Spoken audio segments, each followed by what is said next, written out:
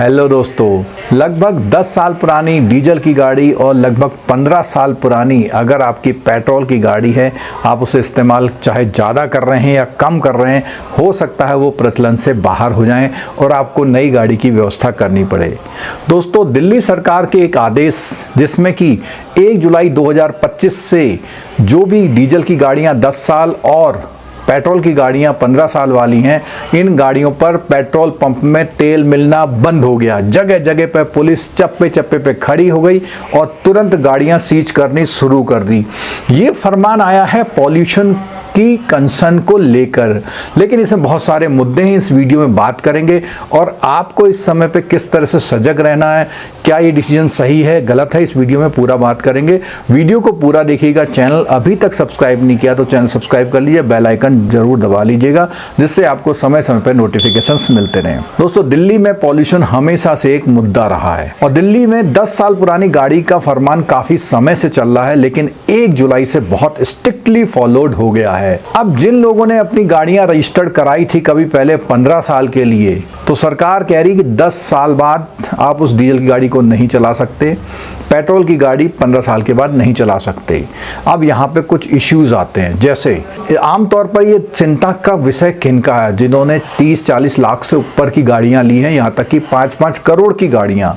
सुनने में आया कि 85-84 लाख की एक गाड़ी 2.5 लाख में बेच दी मर्सिडीज। केवल 20,000 चली हुई गाड़ी 26 लाख में मिल रही है 2 करोड़ की। ये सारी गाड़ियां दिल्ली, एनसीआर और कुछ स्टेट्स और हैं जहां पर पॉल्यूशन के नाम पे इन गाड़ियों को आउट ऑफ द सिटी किया जा रहा है, जिससे कि पॉल्यूशन कम हो चुके।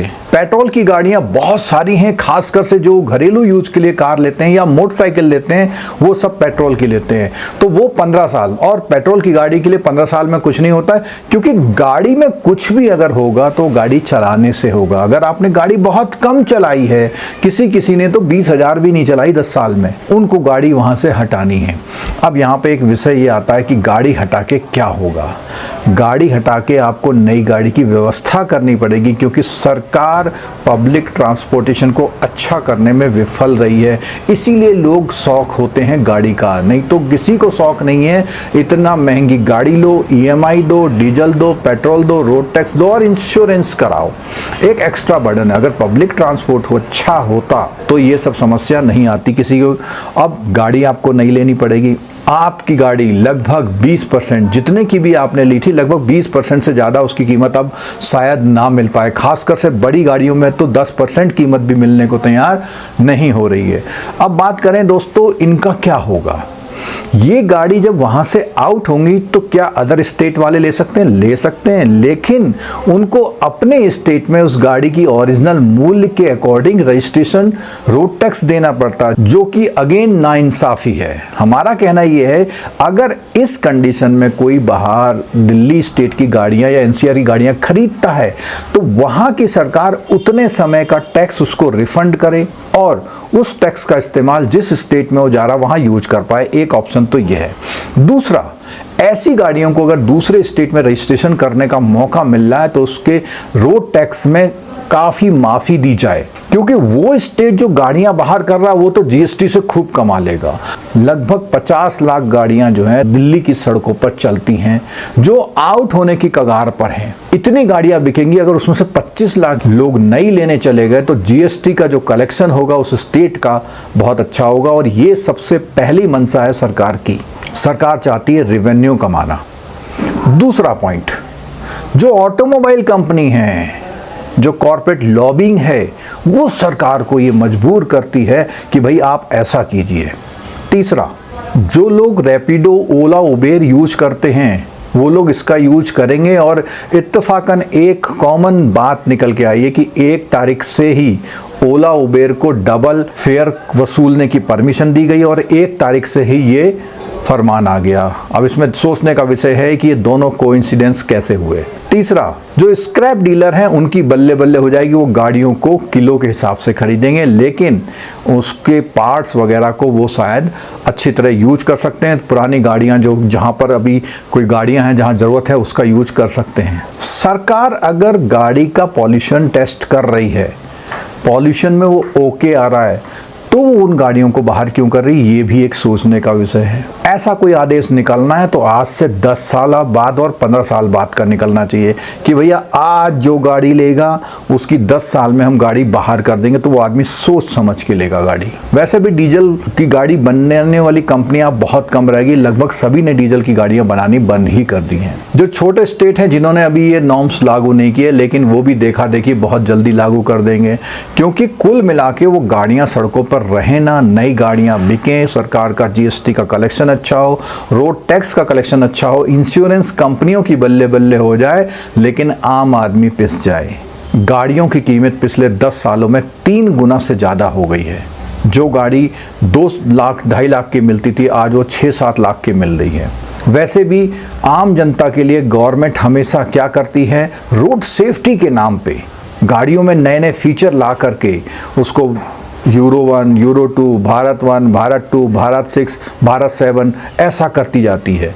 और कई सारी सिटी कहती हैं भैया भारत 6 से कम स्टेज की गाड़ी हमारे वहाँ एंट्री नहीं होगी। तो ये रेस्ट्रिक्शंस क्यों हैं? जो गाड़ी जिस समय ली गई, जिस स्टेज की थी, वो उतने साल तक पूरे देश में चलने की होनी चाहिए। क्या इससे किसी को फ़ायदा भी हो सकता है? हाँ जी, फ़ायदा हो सकता है, खासकर से जो मैकेनिक्स हैं, क्योंकि जब पुरानी गाड़ियाँ उस स्टेट से निकल के दूसरे स्टेट्स में जाएंगी तो उनको रोज़गार मिलेगा। तो दूसरे स्टेट वाले तभी लेंगे जब उनको रोड टैक्स, मान लिया वो 15 लाख की एक ऑडी खरीद के लाते हैं, उन्हें यहाँ 3 लाख का टैक्स देना पड़ेगा, इसलिए वो इससे बचना चाहते हैं। अगर उनको रोड टैक्स की माफ़ी हो तो 15 लाख की शायद ले भी लाएं, 3, 4, 5 साल चला भी लें। अगर चलाएंगे तो मेंटेनेंस होगी, और मेंटेनेंस होगी तो जो मैकेनिक्स हैं उनको रोज़गार मिल सकता है। साथ साथ में जो और गाड़ियों के पुराने पार्ट्स यूज किए जा सकते हैं। दूसरा, उन लोगों को भी फ़ायदा मिल सकता है जो लोग चाहते हैं कि मेरे पास इतने पैसे नहीं 80 लाख खर्च करने के, लेकिन मैं 80 लाख की गाड़ी में 1-2 साल मज़े लेना चाहता हूँ, मैं घूमना चाहता हूँ, उसका आनंद उठाना चाहता हूँ, उनको भी फ़ायदा हो सकता है। क्योंकि उनको ऐसी गाड़ी 10 से 20 लाख में बहुत अच्छे फीचर्स की गाड़ी जो 60-70 हज़ार किलोमीटर चली हुई हो और जिसमें अभी 10-20 हज़ार किलोमीटर तक कोई विशेष मेंटेनेंस की ज़रूरत नहीं हो, तो वो इसका फ़ायदा उठा सकते हैं और अपने शौक़ को पूरा कर सकते हैं और अपनी नई गाड़ी लेने से बच सकते हैं। वो शौक़ को पूरा करने के लिए ऐसी गाड़ी ले लें और एक गाड़ी अपनी जो गवर्नमेंट के नॉर्म से उसके हिसाब से रख लें। तीसरा, सरकार को इन गाड़ियों के जो स्क्रैप में नई गाड़ियों की टैक्सेशन में कोई स्पेशल छूट देनी चाहिए। मैं तो कहता हूं जितने साल का टाइम उसका रह गया है उतने साल का कोई भी रोड टैक्स उससे नहीं लेना चाहिए। बचे हुए टाइम के लिए उससे रोड टैक्स लिया जा सकता है, और वो भी उनको इंसेंटिवाइज करके, उनको डिस्काउंट दे करके।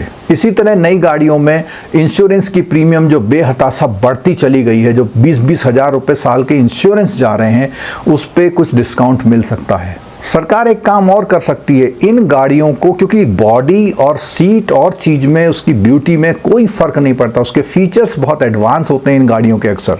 सरकार ऐसी कुछ व्यवस्था कर सकती है कि इसका केवल इंजन बदल दिया जाए, या पॉल्यूशन के जो मानक रख रही है सरकार, उस मानकों पे उसमें कोई ऐसा एडिशनल कन्वर्टर लगा दिया जाए जिससे वो मानक पूरे हो जाएं। जैसे कि ईंट भट्टे या जो इंडस्ट्री में जब हुआ था, कार्बन एमिशन हो रहा था, तो उसमें कुछ स्पेशल यूनिट लगाने की बात हुई थी, तो जिन्होंने वो यूनिट लगा दी वो अपनी यूनिट आज भी चला रहे हैं। ये कंसर्न पॉल्यूशन का अगर है, तो अगर जेन्युइन पॉल्यूशन कंसर्न है तो इसको इस तरह से रोका जा सकता है। उन लोगों के लिए मेरी बहुत एक फीलिंग्स है कि जिन्होंने इतनी महंगी गाड़ियाँ ली, आज वो 10-5% में अपनी कॉस्टिंग पे वो गाड़ी बेच रहे हैं, जबकि उन्होंने ली थी गाड़ी की 15 साल तो कम से कम बहुत मज़े से चलाएंगे। 15 साल चलाने का मतलब है गाड़ी का आनंद उठा सकते हैं अगर आप गाड़ी ठीक ठाक चलाते हैं और गाड़ी का यूज है आपका। बहुत सारे देश हैं जहां ऐसा कोई भी गाड़ी का एज नहीं है, अमेरिका, ऑस्ट्रेलिया, न्यूजीलैंड। गाड़ी सही होनी चाहिए, फिटनेस होनी चाहिए, और उसके साथ साथ उस गाड़ी में जो पॉल्यूशन है वो, तो 3-4 चीज़ें अगर हैं तो गाड़ी चलाने में कोई इशू नहीं आना चाहिए। वैसे भी जो पुरानी गाड़ियां हैं वो बहुत हार्ड लोहे की बनी हैं, मजबूत गाड़ियां हैं।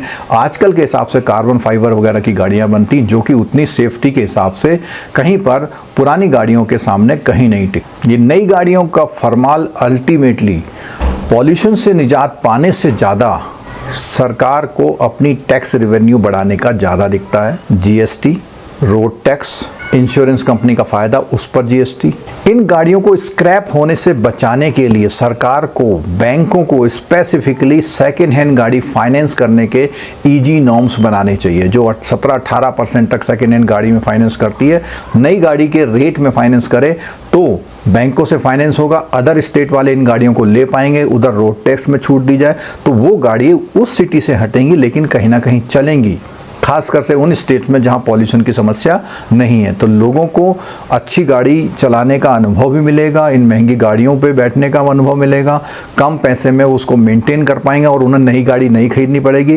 क्योंकि देखिए, नई गाड़ी जब बनती है तब भी तो पॉल्यूशन होता है, केवल गाड़ी चलाने से ही पॉल्यूशन नहीं, गाड़ी के बनाने में भी पॉल्यूशन होता है। तो दोस्तों, इस तरह इस सब्जेक्ट पे मैंने काफ़ी डिटेल में बात करी। अगर आपको वीडियो अच्छा लगा तो प्लीज़ लाइक करिएगा, चैनल को सब्सक्राइब कर लीजिएगा और इससे संबंधित अगर आप गाड़ी के लिए कोई कंसल्टेशन भी चाहते हैं तो आप हमसे संपर्क भी कर सकते हैं। दोस्तों, वीडियो देखने के लिए बहुत बहुत धन्यवाद। Thank you so much.